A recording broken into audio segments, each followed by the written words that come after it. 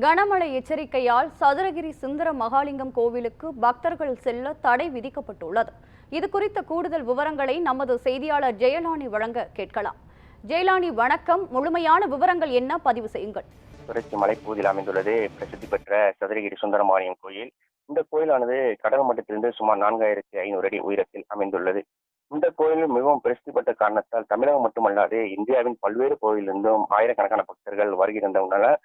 கடந்த 2015ஆம் ஆண்டு ஏற்பட்ட வெள்ளப்பெருக்கில் 10 பக்தர்கள் வரை உயிரிழந்த நிலையில் கடந்த காலங்களில் தினந்தோறும் பக்தர்கள் அனுமதிக்கப்பட்ட நிலையில் பிறகு மாதந்தோறும் பிரதோஷம், அமாவாசை, பௌர்ணமி உள்ளிட்ட விசேஷ நாட்கள் மட்டுமே அனுமதி என்பது வழங்கப்பட்டது.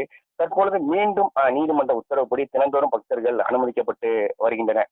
இந்த நிலையில் இந்த கோயிலுக்கு செல்லும் வழியில் உள்ள ஓடைகளில் வெள்ளப்பெருக்கு ஏற்பட்டால் பக்தர்கள் மிகுந்த சிரமத்திற்கு ஆளாவார்கள்.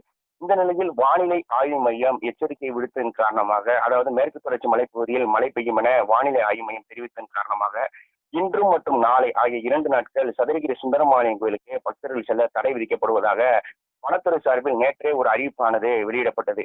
இருந்த போதிலும் தமிழகத்தின் பல்வேறு பகுதியிலிருந்து இன்று சதுரகிரி சுந்தரமாரியம் கோயிலுக்கு தரிசனம் செய்வதற்காக ஏராளமான பக்தர்கள் காலையே அடிவார பகுதியில் குவிந்தனர்.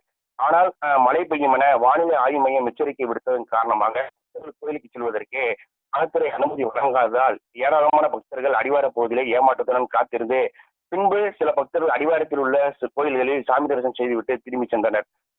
சிந்து.